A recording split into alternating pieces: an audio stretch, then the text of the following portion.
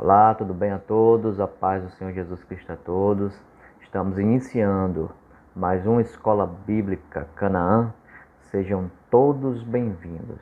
Para quem não me conhece, eu me chamo Rogério Rodrigues, sou cooperador na obra de Deus do Ministério Canaã, ali em Fortaleza, Ceará, mais precisamente no bairro do Quitino Cunha. Somos da congregação do Quitino Cunha e estamos sob a supervisão de nosso pastor Luiz Orlando, Hoje estamos iniciando mais uma aula em vídeo, mais uma aula online. Ainda estamos sob isolamento, do governo, que se prorrogou mais 15 dias, são mais de 60 dias, em confinamento, nós em isolamento, na verdade, onde nossas igrejas continuam fechadas e nós continuamos fazendo a obra do Senhor, e desta vez por meio dos vídeos online, a maneira, Por isso, desde já eu agradeço a cada um, que se prontificou a assistir às aulas, a apoiar o nosso canal, a curtir as nossas aulas, a compartilhar as nossas aulas, a se inscrever no nosso canal. E eu continuo, pedindo encarecidamente a cada um que nos ajude nesse canal, irmãos, que nos ajude a subir esse canal. Precisamos de 1000 inscritos para que possamos conseguir, irmãos, ao retornarmos às nossas atividades normais, transmitirmos os nossos cultos online. E isso depende de você, irmãos, depende da sua cooperação, Por isso, eu já agradeço a cada um que se inscreveu, e continuo pedindo, que indiquem pessoas, que falem, olha, tá tendo Escola Bíblica Canaã, por meio de vídeos, está tendo online, está no YouTube, no canal YouTube, QC News. Aí embaixo, irmãos, tem uma barrinha vermelha com o nome inscreva-se, Clique lá, tem um sininho do lado. Esse sininho vai notificar as novas aulas que estão vindo, e tudo, você já vai receber de primeira mão.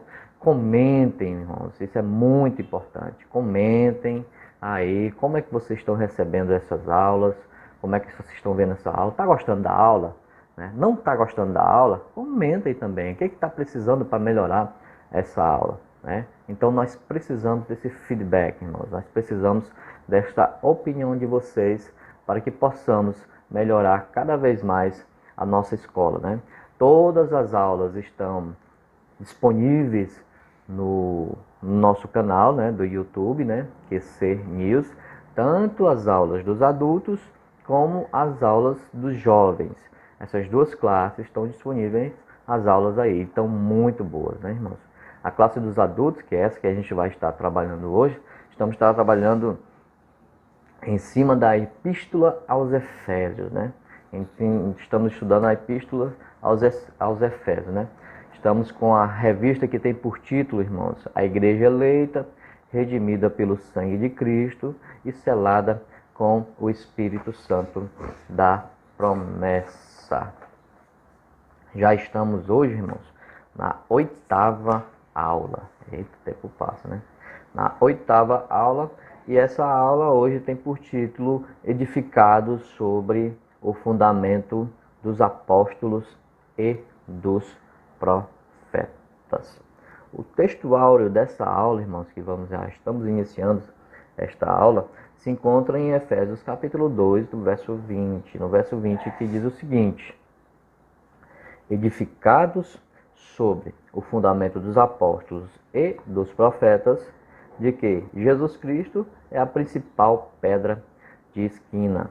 A verdade prática desta aula, irmão, diz o seguinte: Jesus Cristo é a pedra basilar, ou seja, a pedra base da igreja, que está edificada por meio dos ensinamentos dos apóstolos e do testemunho dos profetas. A leitura bíblica em classe encontra-se nesse mesmo texto, em Efésios capítulo 2, mas a partir do verso 20 ao verso 22, bem como também em Mateus capítulo 7, no verso 24 ao verso 27. Efésios 2, 20 a 22 diz o seguinte: edificados sobre o fundamento dos apóstolos e dos profetas, de que Jesus Cristo é a principal pedra da esquina, no qual todo o edifício, bem ajustado, cresce para templo santo, no Senhor, no qual também vós juntamente sois edificados para a morada de Deus no Espírito. Mateus 7, 24 a 27 diz o seguinte: todo aquele, pois, que escuta estas minhas palavras e as pratica, assemelhá-lo-ei ao homem prudente que edificou a sua casa sobre a rocha, e desceu a chuva, e correram rios, e assopraram ventos, e combateram aquela casa, e não caiu, porque estava edificada sobre a rocha. E aquele que ouve estas minhas palavras, e as não cumpre, e as não praticam, compará-lo-ei ao homem insensato que edificou a sua casa sobre a areia. E desceu a chuva, e correram rios, e assopraram ventos, e combateram aquela casa, e caiu, e foi grande a sua queda. O objetivo geral dessa nossa lição de hoje é ensinar que Cristo é a base da igreja e estamos alicerçados na doutrina dos apóstolos e no testemunho dos profetas. Lembrando da aula passada, irmãos, a aula passada foi reconciliação, né? A reconciliação. Na verdade, Cristo é a nossa reconciliação com Deus, né?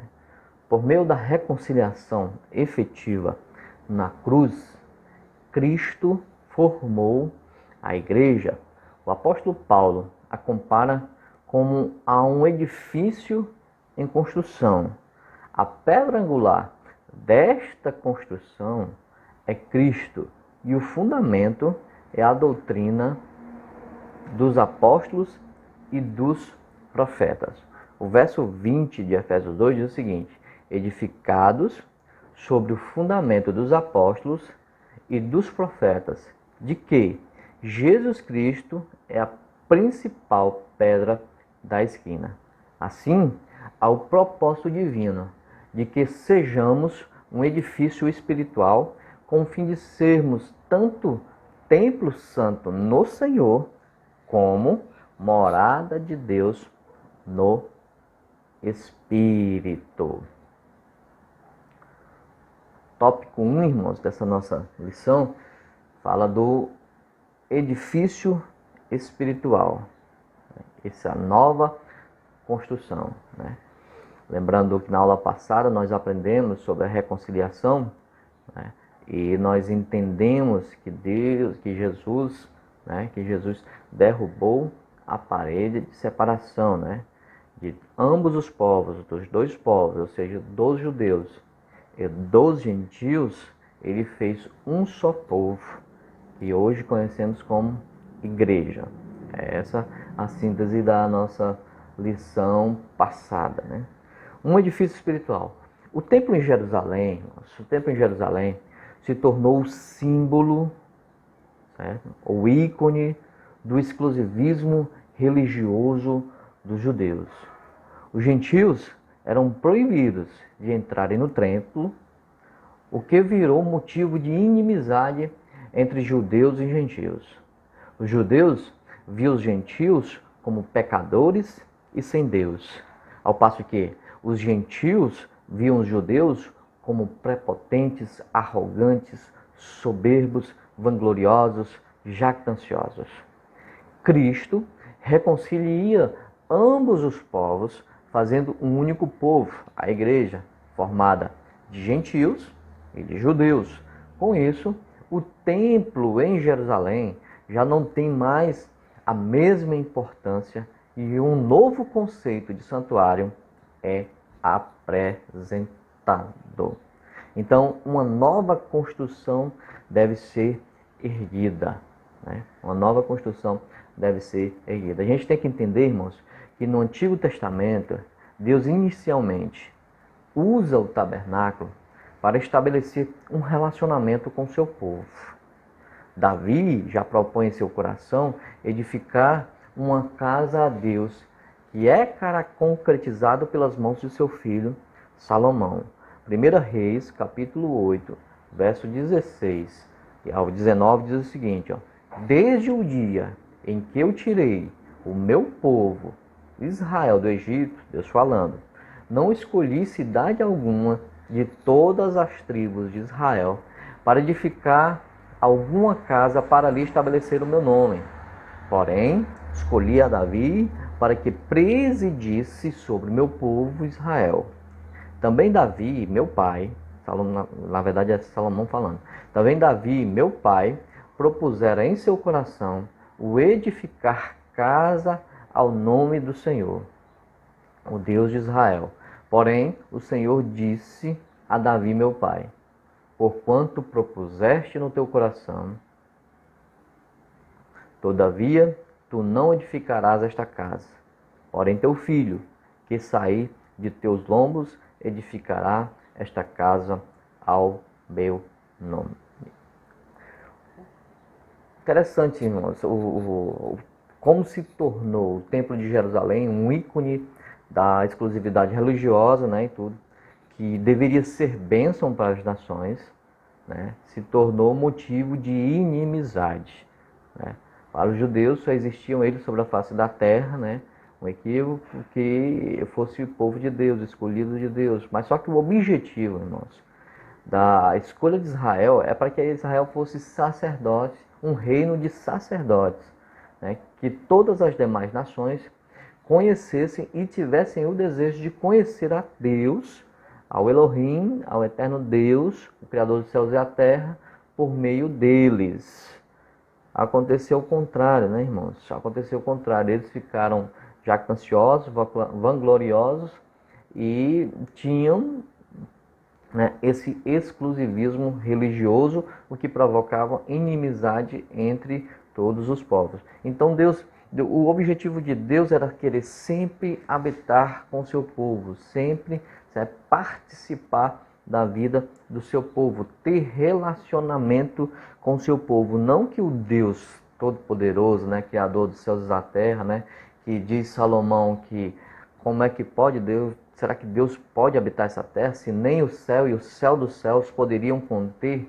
Tamanho é este Deus, né? Tamanho é este Deus. Então, a questão não é Deus caber dentro do templo, não. A questão é Deus estar no meio do seu povo, ter relacionamento com o seu povo, né? Aprender, sabe? O seu povo aprender com os seus ensinamentos. Então, eles queriam esse tipo de relacionamento e o povo não entendeu, né?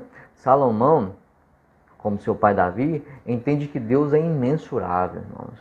E por mais que tal templo fosse tão grande e suntuoso, não era capaz de suportar a presença de Deus. Em 1 Reis, capítulo 8, verso 27, diz o seguinte, ó: Mas, na verdade, Salomão falando, na dedicação do templo, mas, na verdade, habitaria Deus na terra? Eis que os céus e até os céus dos céus não poderiam te conter, quanto menos esta casa que tenho edificado. Olha aí a noção de Deus que Salomão, tanto Salomão como Davi tinha, né? Davi como Salomão tinha. Um pouquinho mais adiante, no verso 39, vai dizer o seguinte, ó: Ouve então tu nos céus, assento da tua habitação, e perdoa, e faz, e dá a cada um conforme a todos os seus caminhos, segundo vires o seu coração, porque só tu conheces o coração de todos os filhos dos homens. Então Salomão, na dedicação do templo, dizia o seguinte, né? Senhor, eu sei que tu é imensurável, tu é grande, não cabe nessa casinha que eu estou fazendo agora. Embora aos olhos dos homens sejam grandes, seja esplendorosa, seja suntuosa, é bonita, tem ouro, tem aquilo outro, sabe? É riquíssima aos olhos dos homens, para ti não é nada. Tu não cabe aqui dentro, eu sei disso. Isso aqui é um memorial, um reverencial, para que o povo venha, chegue aqui, ore a ti, e tu lá nos céus contemple este lugar. Então essa era a questão. do templo, né? Essa era a questão do tabernáculo, né? Tu ter comunhão com o povo, né? Escutar a oração do seu povo, escutar a súplica do seu povo, perdoar o seu povo. E com o passar dos anos, irmãos, Israel vai perdendo o temor, o próprio temor a Deus, e se afastando de seu Deus. E o templo vai se tornando um mero local religioso, um mero local de serviço religioso e sem comunhão com o Criador. Fato que leva Deus a falar pela boca de seus profetas que ele não habita em templo feito por mãos humanas. Na verdade, aquela frase de Estevão, né? Então, aquela frase de Estevão, né? Memorial, né? Que diz o seguinte, que é: Deus não habita em templos feitos por mãos de homens. O contexto é esse, irmãos, que o povo perdeu o sentido do templo, perdeu o sentido de estar no templo. Qual era o sentido de estar no templo? Né?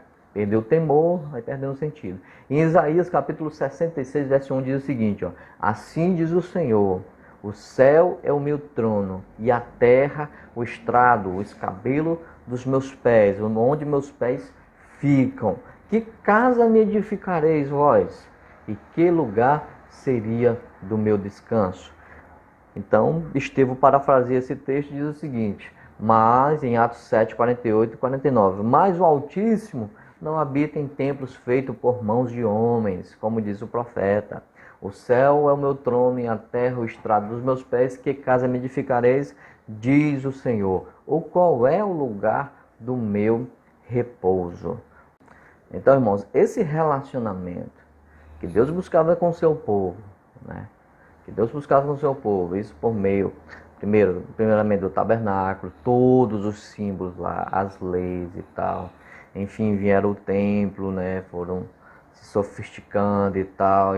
Enfim, perderam o temor. Então, todo esse relacionamento foi quebrado, irmãos, a ponto de ficar somente, né, a jactância, a vanglória, né, por ter os oráculos divinos, por ter um grande templo, por ser considerado o povo exclusivo de Deus, mas em sua prática isso não acontecia, né, irmãos? Eles estavam bem longe de ser o povo de Deus. Então esse relacionamento foi quebrado, né, irmãos? Esse relacionamento foi quebrado e necessitaria de uma reconciliação, tanto dos judeus com os gentios, como de ambos os povos com Deus. Esse relacionamento foi quebrado.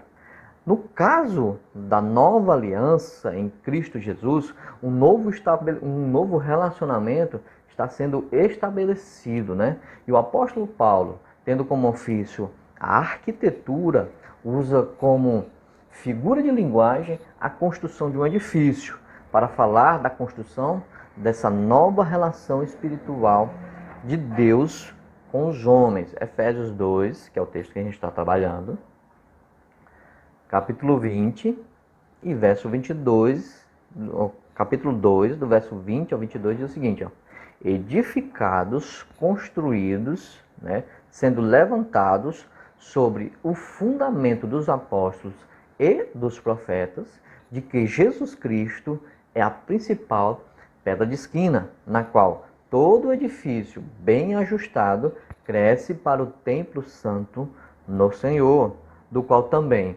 vós, juntamente, sois edificados para a morada de Deus em Espírito. Para entendermos, irmãos, essa figura de linguagem, temos que ter alguma noção de construções antigas, né? Pois ela difere das nossas construções atuais. A nossa construção atual é sempre em ângulo reto, né, irmão? Cava-se em ângulo reto, sobe-se as colunas e das colunas levantam as lajes e tal, né, essas coisas, né? Enfim, nos territórios montanhosos de Israel, isso não poderia acontecer, irmãos. Era muito peculiar nas construções os alicerces serem em forma de arco, pois era praticamente impossível se aplainar totalmente um terreno em uma colina.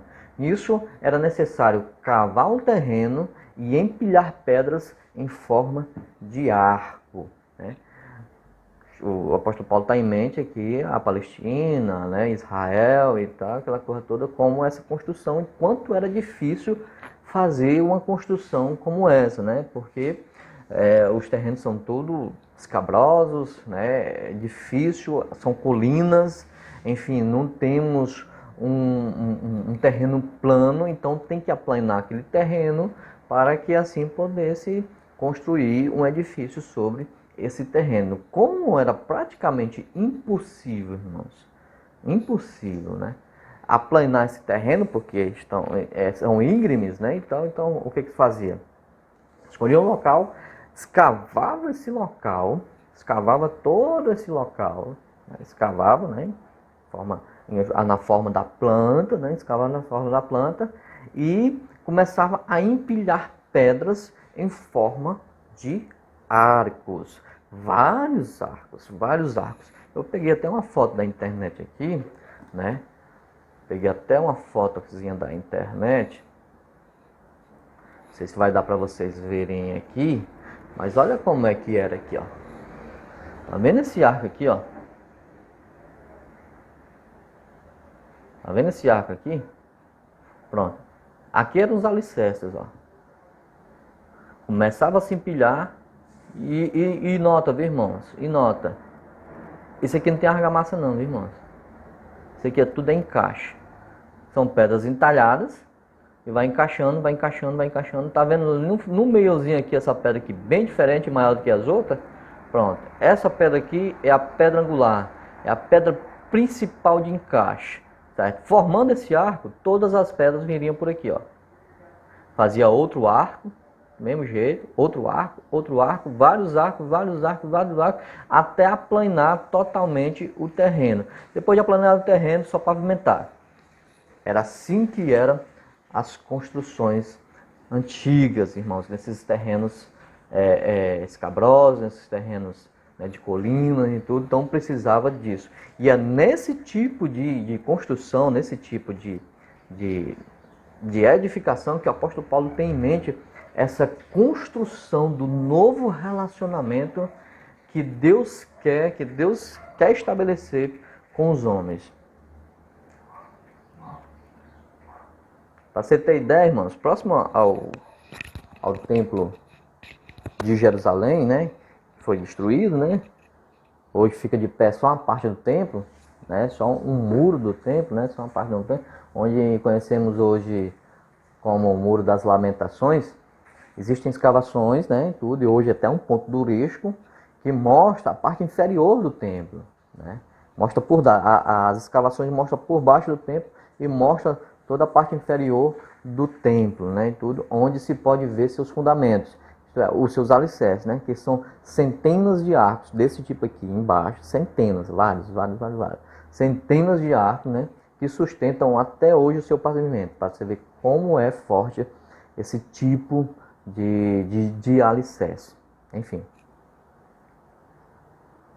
E é sobre esse alicerce que a gente vai falar agora, né? Baseado nesse tipo de alicerce aqui, a gente vai falar sobre esse relacionamento que Deus quer estabelecer com o seu novo povo, com a igreja, formada de gentios e judeus ou gentios, derribando a parede de separação, né? E tudo e unindo todos os dois num só corpo, estabelecendo um novo relacionamento, né? Primeiro, o fundamento dos apóstolos e dos profetas, né? O fundamento, irmãos, o alicerce. Entenda? Nessas edificações antigas era necessário pedras provadas, isto é, pedras resistentes, para formarem uma base sólida. O que essas pedras representam nessa construção espiritual? Entenda? Que para formar esse tipo de arco aqui, ó, as pedras teriam de ser primeiro resistentes e depois teria que ser lapidável, não poderia ser pedra morta, teria que ser pedra viva, e a gente vai falar sobre isso. Enfim, tinha que ser lapidável, né, uma pedra viva, né, que poderia ser cortada no âmbito e teria que ser resistente. O que isso representa, né? Então, porque o arco vai formando aqui, ó, as pedras.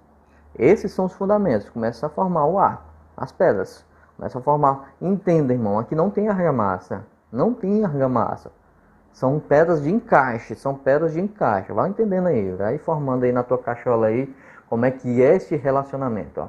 Vai formando aí. E o que são essas pedras, irmãos? O que são esses fundamentos principais para chegar, para se formar esse ar? Primeiro, a doutrina dos apóstolos. Atos capítulo 2, verso 42 diz o seguinte: e perseveravam na doutrina dos apóstolos e na comunhão e no partir do pão e nas orações. Os ensinamentos que os apóstolos haviam recebido de Jesus era a base da fé cristã na igreja primitiva, irmãos. Entenda, irmãos, entenda. Não existia a Bíblia Novo Testamento. Só existia a Bíblia Antigo Testamento, a Torá, a lei, certo? Cristo vem e dá seus ensinamentos. Por isso é a doutrina dos apóstolos, daqueles que tiveram contato com Cristo, daqueles que escutaram os seus ensinamentos e viram os seus exemplos e viram a morte de cruz e a ressurreição do mesmo. Então, estes são os apóstolos, estes são os enviados, estes foram os que tiveram contato direto com Cristo. Por isso que a doutrina, o ensinamento é dos apóstolos, porque eles tinham recebido esses ensinamentos do próprio Cristo, né? Além disso, eles tinham as interpretações da lei e dos profetas do Antigo Testamento, da Torá, da Bíblia, né? Sob a inspiração do Espírito Santo. Eles foram selados com o Espírito Santo. Por isso que o fundamento é a doutrina dos apóstolos, certo? Por isso que o fundamento é a doutrina dos apóstolos, os ensinamentos dos apóstolos. Primeiro que tinham recebido do próprio Cristo e depois, inspirados pelo Espírito Santo, começaram a ver as interpretações corretas da lei. Tanto é que na primeira pregação de Pedro, são quase 3.000 almas que se rendem ao Senhor. E a pregação de Pedro, meu Deus do céu, rodando a Bíblia quase toda, né? Passando pelo profeta Ageu, passando por Salmos, passando, sabe? Rodando a Bíblia. Como é que pode, irmãos? Cabem douto daquele jeito. A influência e a inspiração do Espírito de Deus. Então essa é a doutrina dos apóstolos e eles perseveravam nessa doutrina dos apóstolos, nos ensinamentos dos apóstolos, né? Uma outra base importante também, que não só a doutrina dos apóstolos e dos profetas. Na verdade, o testemunho dos profetas. Já de antemão, irmãos, quero que você entenda que esses profetas aqui não estão relacionados aos profetas do Antigo Testamento, certo?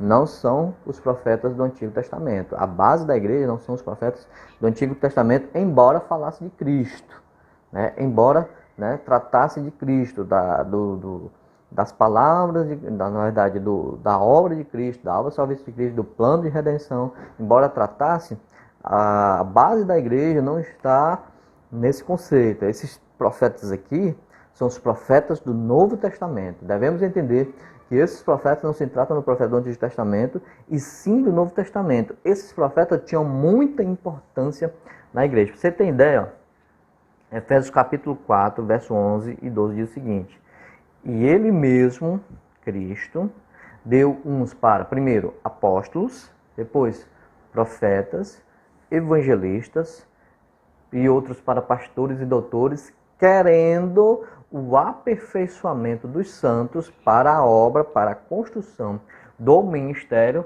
para a edificação do corpo de Cristo. Então foi o próprio Cristo que outorgou autoridade tanto aos apóstolos como aos profetas. E esses profetas do Novo Testamento, que estavam presentes diariamente na vida cotidiana dos fiéis, né, dos que estavam abraçando a fé, né, e esses profetas eram importantíssimos para a igreja, irmãos. Importantíssimos para a igreja, né? Tínhamos a doutrina dos apóstolos e não eram poucos profetas, irmãos. Eram muitos profetas, tá? Tinham muitos. Deus tinha levantado alguns profetas. E os apóstolos, né? Para você ter ideia, eles prediziam, né? Deus dava a ele a revelação de coisas futuras para alertar a igreja. Olha o que diz Atos 11, 27 e 28. E naqueles dias desceram profetas de Jerusalém para Antioquia e levantando-se um deles por nome Ágabo, dava a entender pelo Espírito Santo que haveria uma grande fome em todo o mundo, e isso aconteceu no tempo de Cláudio César. Então esses profetas, irmãos, tinham a revelação para, sabe, alertar a igreja, irmãos. Para alertar a igreja. Agora eu pergunto, irmãos, será que esse ministério profético, irmãos, se restringiu à igreja primitiva? Por que não vemos esse tipo de profeta hoje, irmãos? Por quê? Será a nossa falta de intimidade com o Senhor, a falta de busca do Espírito Santo, a falta de busca desse tipo de dom, né, de profecia, né, ou a nossa visão está inteiramente em nós mesmos? Porque a visão do profeta não está nele mesmo, irmãos. A visão do profeta está na obra a quem ele é enviado, irmãos. É essa a questão. Agora, é isso que a gente tem que entender, irmãos. Para onde nós estamos olhando, irmãos? Para onde os nossos olhos estão apontados? Para o meu umbigo, né? Ou para aquilo que eu fui designado? Essa é a questão, né? Essa é a questão. Enfim, tanto eles prediziam essas coisas futuras, em relação a isso pessoalmente também, né? O apóstolo Paulo, quando queria ir para Jerusalém, esse mesmo profeta Ágabo, no capítulo 21, se eu não me engano, esse mesmo profeta Ágabo chega até Paulo, pega o cinto de Paulo, coloca nele e se amarra todinho e diz assim: Paulo, desse jeito vão fazer contigo lá em Jerusalém. Desse jeito vão fazer contigo. Vão manietar você, vão amarrar você em Jerusalém. Desse jeito. E os irmãos temerosos queriam que Paulo não fosse para Jerusalém. Né? Não fosse para Jerusalém. Mas Paulo tinha uma certeza no seu coração. Né? Que ele havia de passar por isso. Então, esses profetas, irmãos, eram profetas sinceros, irmãos. Que tinham o objetivo de edificar a obra de Deus, irmãos. Por isso é importante, irmãos, para a igreja. Por isso eles estão como pedras que fundamentam esse edifício. Tanto o ensino dos apóstolos como o testemunho do profeta.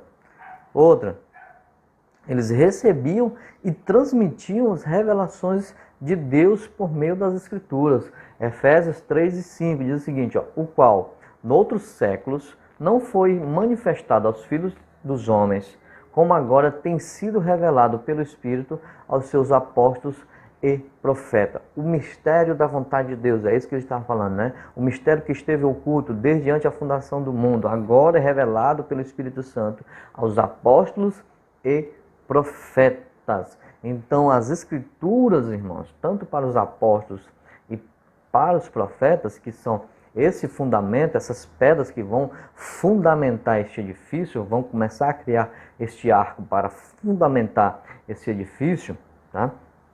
Isso é uma importância, irmãos. Outra, eles edificavam, exortavam e consolavam. Essa era a função dos profetas na igreja primitiva, na igreja nascente, junto com os irmãos. Eles edificavam os irmãos, né? Irmãos, né? Faça isso para você crescer. Exortava os irmãos: irmãos, não faça isso, não vá para o caminho, né? E consolava os irmãos: irmãos, fica firme, vai passar, Deus vai nos dar vitória. 1 Coríntios capítulo 14, verso 3 diz o seguinte: mas o que profetiza fala aos homens para edificação, exortação e consolação. Essa aqui é a tríplice característica de uma verdadeira profecia, né? Edificar o que eu falo, o que eu produzo, a minha fala. E eu que estou dizendo que eu falo em nome de Deus. Isso aqui já é também uma grande responsabilidade. Eu dizer: Deus me disse para falar para você isso, isso e isso. Essa fala aqui, que eu digo que é de Deus, está produzindo edificação em alguém, irmãos? Ou a minha profecia só é para matar os outros? Essa minha fala, irmãos, está exortando alguém? E exortar, meu irmão, não é escrachar, irmãos. Exortar não é criticar. Exortar é mostrar o erro e apoiar para que esse camarada venha venha se refazer desse erro, né? Se levantar, né? Erguer a cabeça. E consolação, irmãos. E consolação no período difícil que nós estamos, irmãos. Qual é essa palavra de consolação que nós temos? Hã? Essa é a questão, irmãos. Entende isso? Então, esse era a base, né? As pedras que estavam formando esse alicerce, as pedras que estavam formando, esse arco para se formar um alicerce firme, rígido, certo?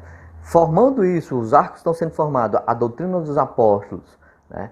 E o testemunho dos profetas vão se formando o arco. Quando chega aqui, irmãos, que é aqui, ó, como eu falei, né? Aqui, ó, que é a pedra angular. Essa pedra angular, irmãos, essa pedra angular é uma pedra que é maior do que as outras, que tem a dimensão diferente das outras, ela tem que ter duplo ângulo, irmãos, para encaixar e fortalecer as duas colunas de pedras que estão sendo levantadas. As duas colunas de pedra em arco, em forma de arco, estão sendo levantadas. Então essa pedra aqui, ó, encaixa e fortifica. Meu irmão, pode vir peso em cima, pode vir peso do lado, pode vir peso para cima, de baixo para cima, de cima para baixo, de um lado para o outro e tal e tal. Essa pedra angular suporta toda a pressão, todo o peso, tudo. Isso é que é pedra angular. Isso que é Cristo, irmãos, como pedra angular. Mas antes de falar da pedra angular, irmãos, eu queria falar aqui uma coisa interessante também, de Cristo como a pedra de tropeço. Interessante. Como é que é, irmão? Cristo é pedra de tropeço? Foi, a Escritura diz, irmãos. Foi. Ó, antes de falarmos de Cristo como a pedra principal da esquina, ele foi rejeitado e se tornou pedra de tropeço e rocha de escândalo para muitos. Nas pavimentações, irmãos, aqui a gente já não está falando de alicerce, né? A gente está falando de pavimento, né? Que a parte de cima, né, tem um alicerce e tem um pavimento. Nessas pavimentações das cidades, né, os escravos eram responsáveis por deixarem a estrada plana, né, bem retinha. Tal. Quem fazia muito isso eram os romanos. Né? Eu estava lendo As Guerras dos Judeus, de Flávio Josefo, né? E eles venciam as batalhas, né? Pegavam os combatentes, né? E tudo, os soldados do exército inimigo, faziam deles escravos. Né? Fazendo deles escravos, qual era o ofício desses escravos? Pavimentar as ruas. Para quê? Para que o exército dele passasse livremente, andasse livremente, como também os seus carros de guerra. Haviam naquela época já máquinas de guerra, vários tipos de máquinas de guerra, lançadeira de lança e tudo era por roldanas e tal, aquela coisa toda, em terrenos escabrosos não passava de jeito nenhum. Então o exército romano era muito poderoso e muito organizado, usava esses escravos para pavimentar as ruas. Né? Nessa pavimentação dessas ruas, irmãos, para deixar plana, algumas pedras não tinham um encaixe perfeito, né? E ficava para fora do pavimento, né? Ficava para fora do pavimento, levando pessoas no escuro, né? Com pouca iluminação, tropeçarem e caírem. Cristo, meu irmão, era uma pedra rejeitada pelos edificadores. Quem eram esses edificadores, irmãos? Esses edificadores eram a nata religiosa, irmãos, responsáveis por criar, sabe, a vida espiritual do povo, de edificar, de construir o relacionamento do povo com Deus por meio das Escrituras. Esses eram os edificadores. Era o papel dos fariseus, dos saduceus, né? De toda aquela nata religiosa, né? Que Jesus não gostava de jeito nenhum. Né? Então, para esse tipo de povo, Cristo era como uma pedra rejeitada pelos edificadores, né? Por quê? Porque Cristo não se enquadrava nos seus padrões, nos seus parâmetros superficiais de uma religiosidade hipócrita. Por isso se tornou escândalo, ou seja, provocou a queda de muitos líderes. Olha o que diz Pedro, capítulo 2, verso 6 ao verso 8. Pelo que também na Escritura se contém, Eis que ponho em Sião a pedra principal da esquina, já o alicerce que a gente está falando de esquina, né? Eleita e preciosa, e quem nela crer não será confundido. E assim para vós, os que credes, é preciosa. Mas para os rebeldes, a pedra que os edificadores reprovaram, ixi, ela está com a ponta para cima, né? Essa pedra não presta, tem que tirar, tem que colocar outra. Era assim que os fariseus, os saduceus enxergavam Jesus. Tem que tirar essa pedra, meu irmão. Essa pedra não pode ficar aí, ela não se aplana com a gente, ela não tem a mesma concepção da gente, ela não tem a mesma visão religiosa nossa, né? Ele come com os pecadores, a gente não come com os pecadores, né? Ele se assenta com os publicanos e pecadores, enfim, a gente não faz isso, a gente é santo. Essa era a questão, por isso que eles viam Jesus como uma pedra rejeitada, uma pedra de tropeço e rocha de escândalo para aqueles que tropeçam na palavra, sendo desobedientes, para o que também foram destinados. Entendeu o que era pedra rejeitada? Pedra rejeitada é a pedra que não se enquadrava na pavimentação, né, que provocava queda. Por isso que vem a palavra escândalo, que quer dizer fazer cair, né? Quer dizer fazer cair, rocha de escândalo, aquela rocha, aquela pedra que faz cair. Por isso que Jesus é uma pedra rejeitada pelos edificadores. Na verdade, ele provocou a queda dos grandes líderes religiosos de Israel. Mas enfim, Cristo, a pedra angular. Tendo já encaixado, meu irmão, as pedras para formar o arco, o alicerce, né, o arco do alicerce, é necessário o elemento principal, a pedra angular, que com muito esforço se encaixa entre os dois lados do alicerce, trazendo equilíbrio e sustentação. Primeiro, irmãos, essa pedra ela é única. Ela é única. A pedra angular é única em seu formato e tamanho. Nenhuma das outras pedras se comparam a ela. Isso fala de Jesus como o único que foi capaz de desfazer a inimizade e unir dois povos num só corpo. Então, a pedra, irmãos, é única. Ele é o único que produz salvação. Ele é o único nome dado entre os homens pelos quais eles possam ser salvos. Ele é único, irmãos. Ele é único, é único. A pedra é única. Não existe outro, somente Jesus. Não existe outro, né? Segundo, ela suporta toda a pressão de todos os lados, de cima para baixo, de baixo para cima. O que isso quer dizer, irmão Rogério? O que isso quer dizer? Quer dizer que Cristo levou sobre os seus ombros os pecados de toda a humanidade, suportando por meio de seu corpo toda a dor do flagelo na cruz, lá no caminho, né, no caminho para o Calvário, né? Todo aquele flagelo, toda aquela humilhação, bem como na alma toda a angústia do pecado. Eita, isso aqui é tremendo. Charles Spurgeon, irmãos, no livro Agonia da Cruz, irmãos, eu recomendo ler esse livro, né? A Agonia da Cruz, não, Agonia no Getsemane, perdão. Agonia no Getsemane fala de Jesus em Getsemane, que ele chegou a suar gotas de sangue, né? E o apóstolo Charles Spurgeon falando sobre essa questão, né? Que a angústia, meus irmãos, era tão grande, irmão, a ponto de provocar esse tipo de reação, sabe? Porque todo o pecado da humanidade, irmão, todo o pecado, imagina só, um Deus santo, né? Se revestiu de homem, de pecado, e está suportando todo o pecado da humanidade, tantos que já passaram, quantos que hão de vir. Isso que é tremendo, meu irmão. Isso que é tremendo, era uma pressão absurda para o Jesus homem, para o Jesus nazareno, para o Jesus, sabe, filho do homem, meu irmão. Toda aquela pressão estava angustiando a sua alma. Por isso que ele disse, minha alma está angustiada até a morte. Ele não estava angustiando porque ele estava vendo a cruz do Calvário, não, irmãos. Ele já sabia que ele ia morrer daquela maneira.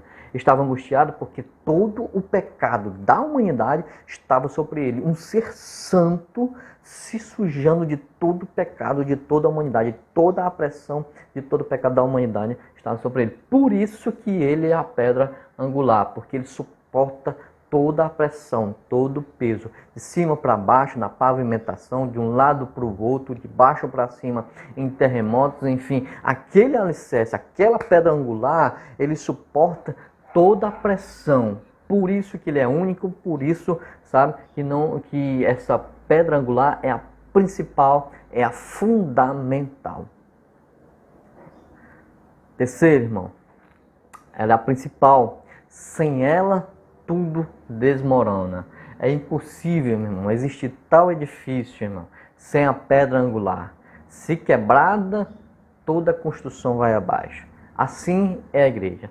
Se tirarmos Cristo do centro da igreja, do centro das nossas vidas, tudo desmorona, irmão. Tudo fica sem sentido, irmão. Não há sentido, irmão. Se tirarmos Cristo, na verdade, da vida de qualquer ser humano, irmão, não existe sentido. Por isso, meu irmão, a busca desenfreada, irmão, por prazeres, irmão. Por quê? Porque a vida dele está sem sentido. Ele está buscando prazeres para encher o vazio da alma. E esse vazio da alma, meu irmão, essa construção da alma só pode ser preenchida, só pode ser ajustada, fortificada e sustentada pela pedra angular. Tópico 4, irmãos. Tópico 4, para a gente finalizar nossa aula de hoje, né? Aula boa, abençoada. A glória de Deus. Tópico 4, irmão.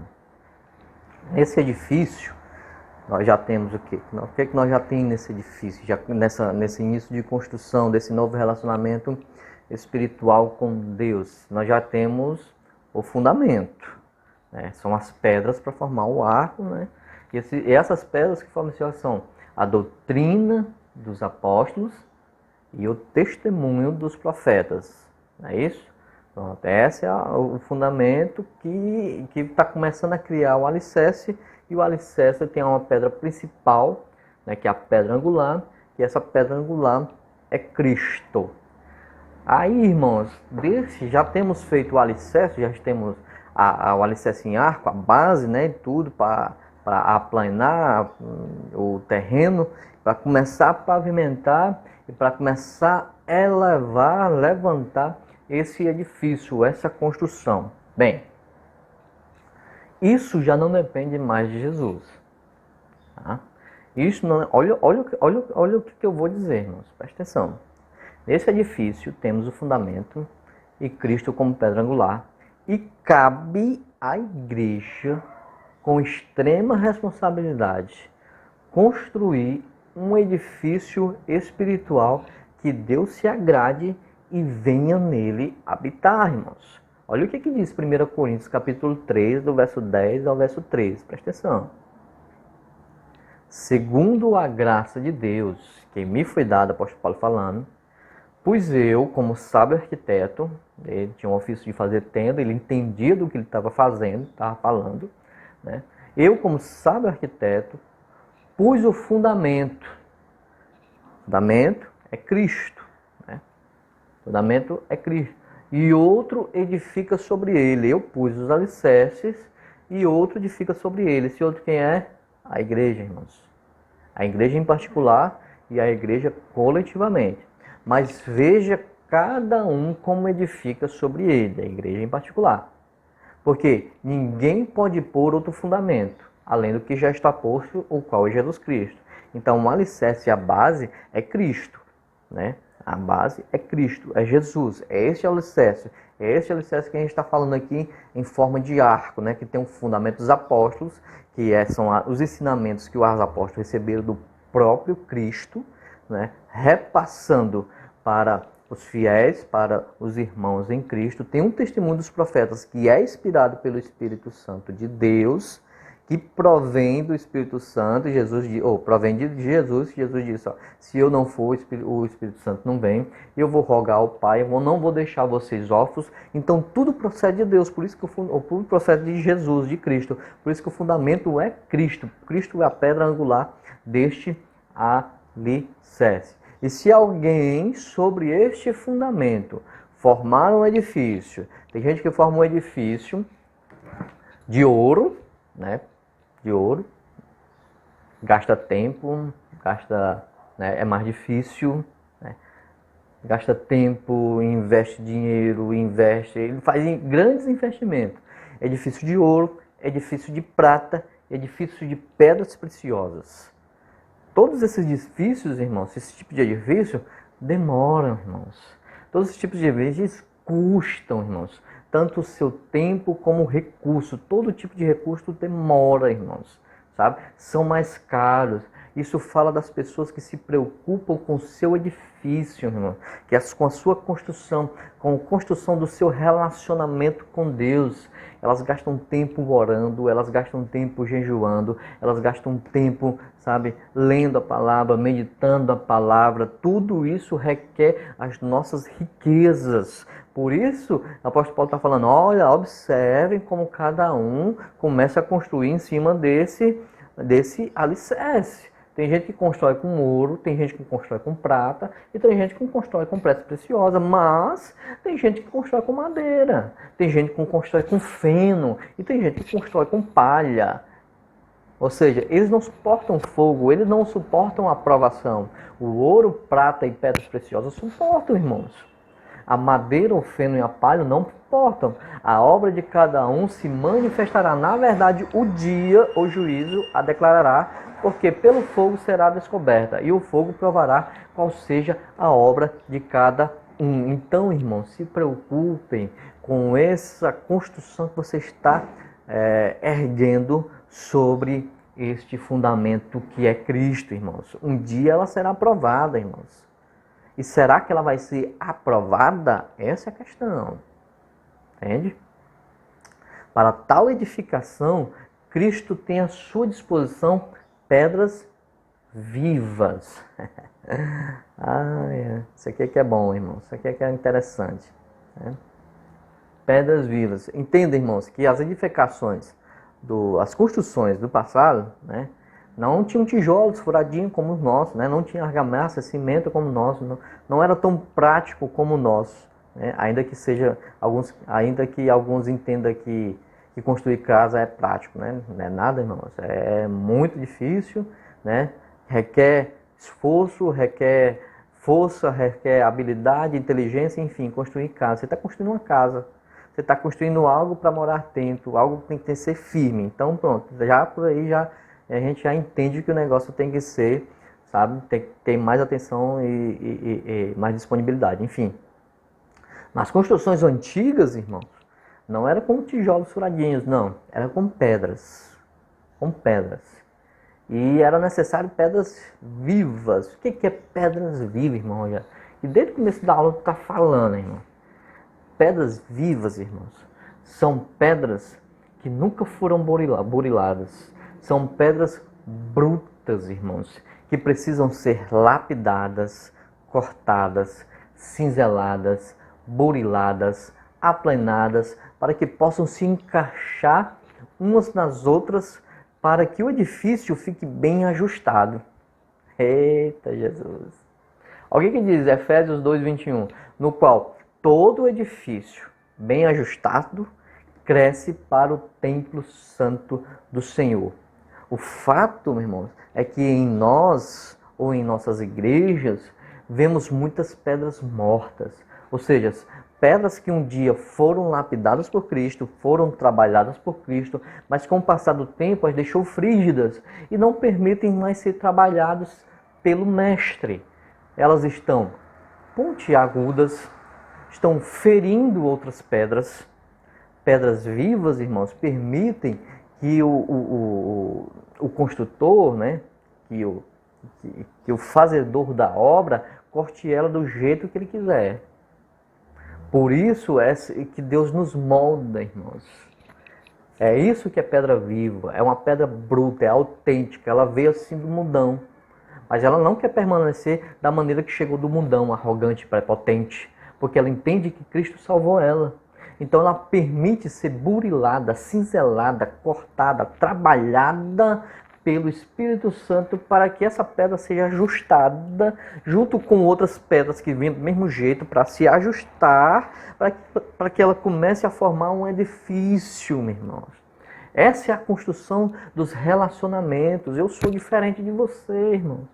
Eu tenho um treinamento diferente do que o seu, irmãos. Então eu peço ao Espírito Santo para me burilar, cinzelar, lapidar, para que eu possa suportar você e a gente se encaixar nesta obra, meu irmão. Porque o objetivo é a construção desse relacionamento, tanto pessoal como coletivo com Deus, irmãos. Entende isso?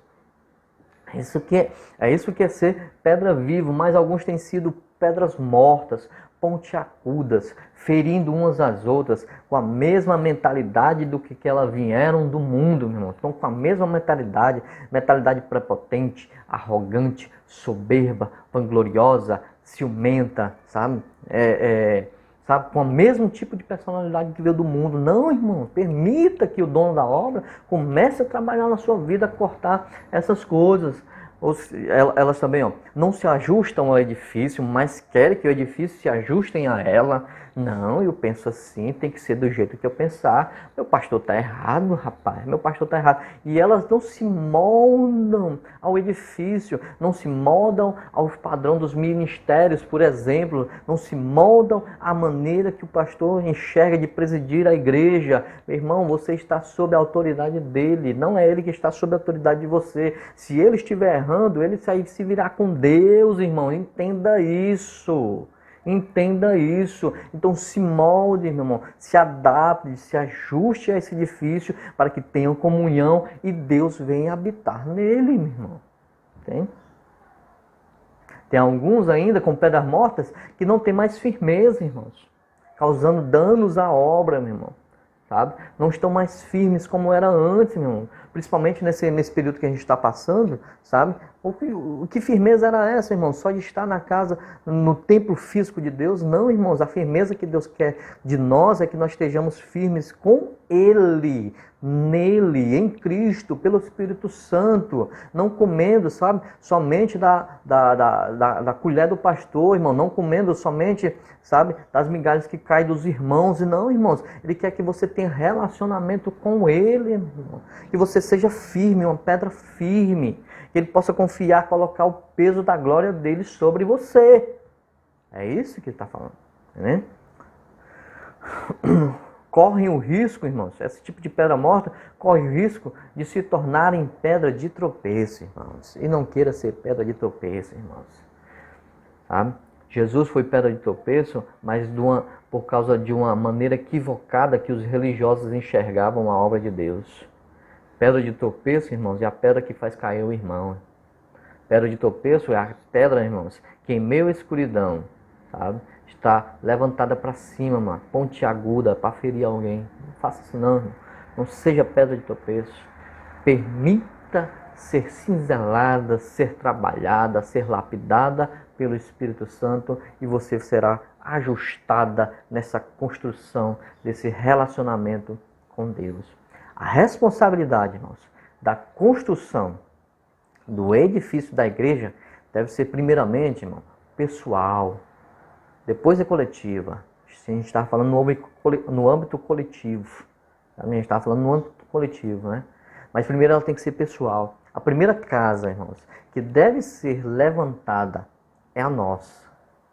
Se formos capazes de construir casas pequenas como as nossas, né? Nem pelo fato de ser pequena não é tão difícil, não é tão fácil, eu sei que é difícil, teremos respaldo para se empenhar num trabalho mais amplo, irmãos. Olha o que diz Mateus, capítulo 7, verso 24 ao 27, e aqui nós finalizamos. Todo aquele, pois, que escuta estas minhas palavras e as pratica, assemelhá-lo-ei ao homem prudente, inteligente, sábio, que edificou a sua casa sobre a rocha, e desceu a chuva, correram os rios, e assopararam os ventos, e combateram aquela casa, e não caiu, porque estava edificada sobre a rocha. E aquele que ouve estas minhas palavras, e não as cumpre, compará-lo-ei ao homem insensato, que edificou a sua casa sobre a areia. Desceu a chuva, correram os rios, sopraram os ventos e combateram aquela casa e caiu, e foi grande a sua queda. A responsabilidade, irmãos, inicial é nossa, de formarmos, sabe, de construirmos a nossa casa espiritual para a habitação de Deus em espírito. Que fundamentos estamos usando nesta casa? Porque começa com o fundamento, começa com o alicerce. Nosso alicerce é a rocha, é Cristo. Nosso alicerce, qual é o nosso alicerce? Ou o nosso alicerce é o nosso eu? Porque se for o nosso eu é como areia. Ele não tem estabilidade. Um dia nós estamos bem, outro dia nós estamos mal. Um dia nós nos acordamos com toda a fé. Outro dia nós nos acordamos com a fé lá embaixo. Um dia nós não acordamos super crentes. Outro dia nós acordamos o mais vil pecador. Esse é o nosso eu. Esse é a areia sobre, se colocarmos a nossa casa, alicerçarmos a nossa casa sobre ela, nós pereceremos. Mas se alicerçarmos em Cristo, nós vamos ser fortalecidos. Nós vamos suportar todos os reveses da vida. Tempestades, rios, enfim, todos os reveses nós vamos suportar. Acordei mal, Jesus, acordei muito ruim hoje, mas eu creio que daqui para mais tarde vai melhorar. Acordei ruim hoje, já dobrei meus joelhos, Senhor, estou naqueles dias muito ruim, mas eu creio que o Senhor vai mudar esse quadro. Acordei o mais vil pecador e eu vou para a Bíblia. E o sangue de Jesus Cristo me purifica de todo o pecado. Qual está sendo o nosso alicerce, irmãos? Essa é a questão. Se tivermos a nossa alicerce basilar, nosso alicerce fortalecido, nosso alicerce na rocha, que é Cristo, meu irmão, teremos uma construção muito boa ao longo de nossa vida. E tendo nossa construção muito boa, irmãos, né, já que a gente tem uma base sólida, né, nós venhamos nos empenhar para usar materiais de primeira para construir esse relacionamento com Deus, darmos o nosso melhor tempo, darmos o nosso melhor jejum, sabe? Que tem irmão que jejua já pensando assim, rapaz, que hora é, meu irmão? Meu dia, meu Deus, não dá meu dia, não dá meu dia. Morrendo de fome, meu irmão. Outro sem jejum, não, vou tomar só uma dosinha de café. Não estou jejuando de comida, mano, não estou comendo só uma dosinha, só para segurar. Ou então um golinho de água, querido. Você está mortificando a sua carne. Para que Jesus tenha liberdade na sua alma. Entenda isso. Mortifique a sua carne. Em vez de pensar em comida, pense nas coisas dos céus. Em vez de estar preenchendo a sua mente com o que você está mais necessitado corporalmente, né? Naturalmente agora, se lembre da sua maior necessidade na alma. Olha o que Jesus falou quando foi tentado no deserto. Nem só de pão vive o homem, mas de toda palavra que procede da boca de Deus. Está começando a bater a fome? Olha para a Bíblia e vai comer do rolo. Entende? Então vamos dar os nossos melhores materiais para essa construção, para essa edificação, para o levantamento desse prédio. E se nós formos capazes de levantar um bom prédio para a habitação do Espírito Santo, no prédio maior, né, na igreja, né, no convívio coletivo, nós também daremos o melhor. Nós seremos capazes de influenciar pessoas também para dar o seu melhor material para a construção desse relacionamento. Encerramos a nossa aula de hoje, irmãos. Graças a Deus, louvado seja o nome do Senhor. Muito grato a Deus por mais uma oportunidade de estar aqui, irmãos, falando com os irmãos, fortalecendo a fé dos irmãos, animando os irmãos. Continuo pedindo, irmãos, ajude nosso canal também, tá? Ajude nosso canal. Outra coisa, irmãos, envie, irmãos, esse link aí da nossa aula para alguém, irmãos, sabe? O seu contato do WhatsApp, sabe? Copia aí o linkzinho aí, manda para lá, irmão, tá tendo escola, assiste aí, se edifica aí. Vai, se lembra de alguém, irmãos, sabe? Vamos botar nossa cachola para trabalhar, irmãos, e começar a lembrar uns dos outros, já que a gente está muito distante. corporalmente, irmãos, espiritualmente, podemos estar, sabe, presentes, irmãos. Como? Nos lembrando um dos outros. Ixi, irmão fulano de tal, rapaz, essa palavra cabia lá, porque eu estou sabendo como é que está a vida dele. Então manda para ele, irmão. Manda para ele. Manda lá para ele, irmão. Copia o link aí, manda para lá. Compartilha pelo WhatsApp, compartilha pelo Facebook, compartilha pelo... não sei se compartilha pelo Twitter, não sei, não entendo muito não. Mas enfim, compartilha nas suas redes sociais, irmãos. Sabe? Faça progredir o reino dos céus, irmãos. Faça crescer esse relacionamento, né, irmãos? Então agradeço a todos, em nome de Jesus Cristo. Até a próxima aula, se Deus quiser. E que Deus vos abençoe. Em nome de Jesus.